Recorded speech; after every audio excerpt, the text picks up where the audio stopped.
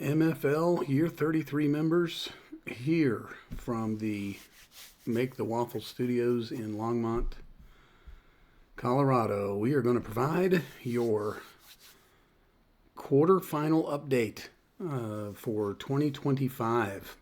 And just so you guys know, it has been a week. I have been dealing with some power outage and dealing with some dental pain. Still a little swollen, but much better than I was, that's for sure. I don't know. I guess it's not every year like it used to be, at least. But yeah, we had a little issue there. Let's dive right into it. Here is last week's matchups, and Hoopton, since we have gone to Sleeper and gone to Superflex, Hoopton had the best week ever. Believe me, I did not see that coming. I don't know if that's a genius move on my part. And West Canaan, for what it's worth, man, didn't score that well, and they have scored well all season. So it was really an interesting dynamic at play. That is for sure. For what it is worth, I've already started looking into some playoff formats for next year, because I still want to go to the 2-week playoff matchups. What I might end up doing, and I'm willing to make a video about this and put it forward for a vote. We could do a double elimination bracket, but we'd just have to start sooner, and we'd have some bye weeks involved, NFL bye weeks, that would affect things. The advantage, though, would be the top 4 seeds might be able to get at least one bye through that themselves. So anyway, I've been sketching it out on paper, and I'm down for it. I'll make a video about it, and we'll see. But I have already heard some suggestions about we need to get the best teams a bye week or something somewhere, and so I don't know. I'm open to ideas, that is for sure. West Canaan did get money back for highest 1-week total, and that still stands. That's a regular season stat. So basically, they're going to break even this year. No big deal there. Here is an impressive win for the Cleveland Crashlets, and I've been saying all year. Again, there's your runner-up from last year, and they have been pretty hot lately. And they take out Toledo, which is saying something, because all of us know once Toledo's in the playoffs, they're hard to get out. But Cleveland has defeated Toledo. So, by the way, Hoopton was the 8 seed, and West Canaan was the 1. Toledo was the 4, and Cleveland was the 5. I'm pretty sure about that. And so that's a minor upset, but I'm kind of not seeing it that way. That was going to be a tight contest no matter what. The Quake Nados, the 3 seed, they defeat the Army and put the Army season to bed in pretty impressive fashion. So 3 beats 6 here. And I got to be honest, I can't even remember how the Army got to 7 wins, because it must have been really fast, because they have been losing. As the season has gone on, they have been scoring less and less. So their season is done.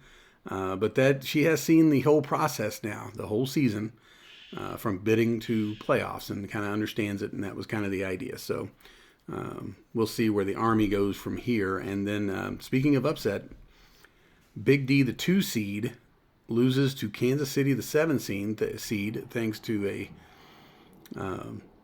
huge week from Kyle Pitts. That's pretty much what did it. I also think Kansas City got some help from some other spots, but nobody saw Kyle Pitts coming, I don't think, except maybe Kansas City. I don't know. But Big D, very disgruntled.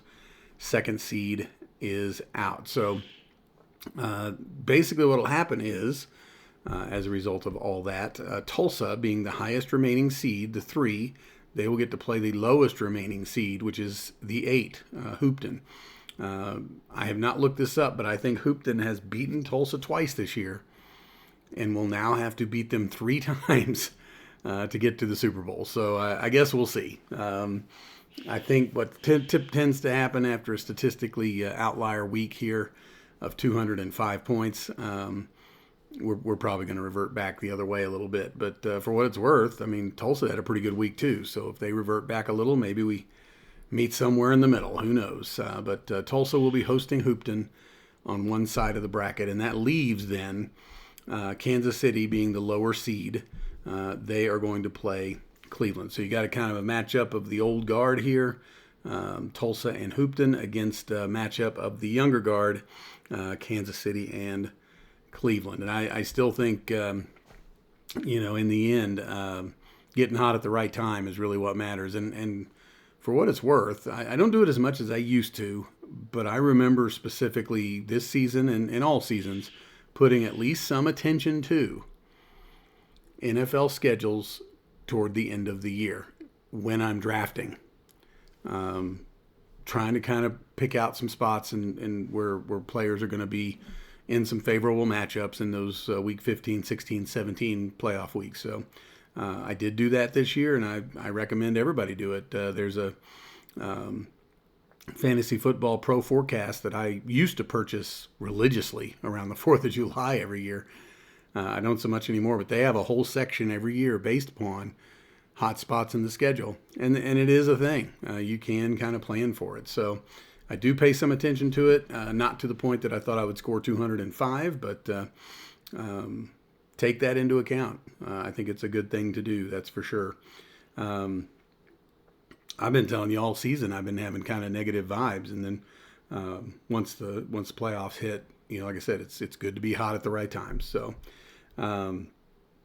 we will have 2 semifinal matchups, and then winners will go to the final, and that'll just be a 1-week thing. We used to kind of hold players through the playoffs sometimes and stuff. We don't do that anymore because we just end everything at week 17. So keep that in mind.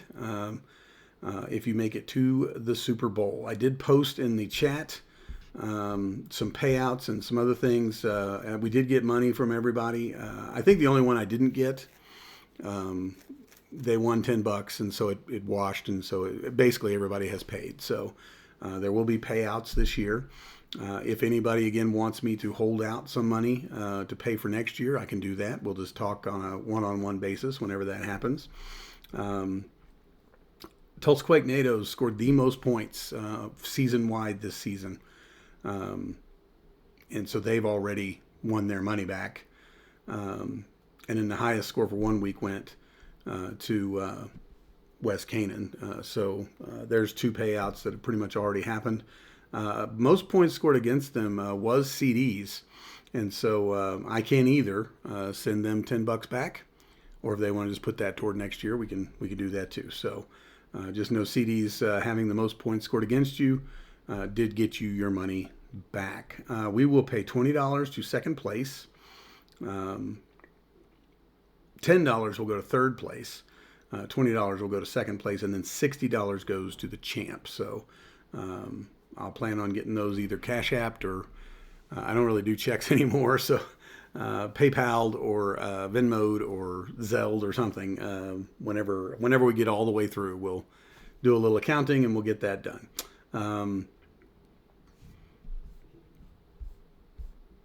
They don't do the weekly reports for the playoffs.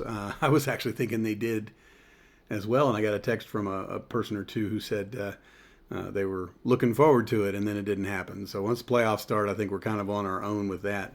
I did get a interesting text, though, from our consolation bracket folks here. Notice, first of all, San Antonio beat Leavenworth, so they will get 3 extra rookie points, which in the old days would have been about $1.5 million.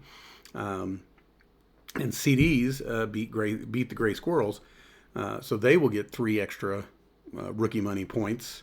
Next week, San Antonio will play CDs, and Leavenworth will play the Gray Squirrels, and the winner of those will get 3.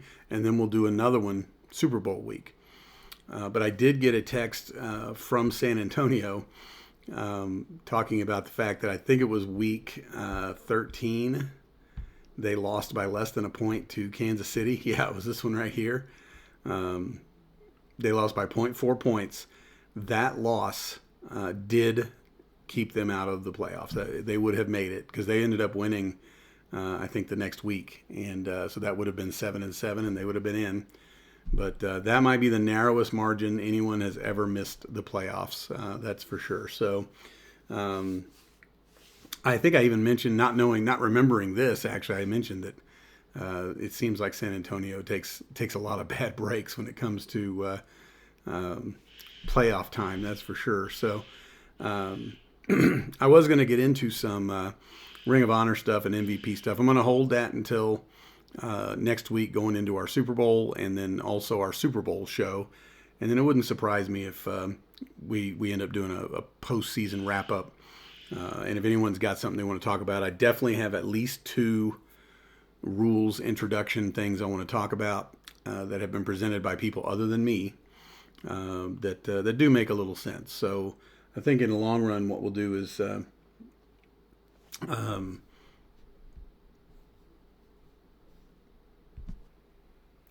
so anyway, in the interest of brevity, I'm just going to go ahead and wrap this one up now, and we will definitely look into some extended topics and some extended conversation hopefully next week. I honestly, with the holidays, we've got company. I've had to change locations. We have a screaming bird pet thing. Who knows what I'm going to be able to do? We may have to just wait until January before we can get it all done. But I really have enjoyed this, and thanks for everyone who reached out and texted and asked how I was doing. I'm doing great. You guys stay safe out there, and good luck to everybody. If you are now in a consolation game, you are playing for some rookie money. So just know, set your lineups. Transactions are still good, and make it happen. All right? Y'all be safe. I'll see you.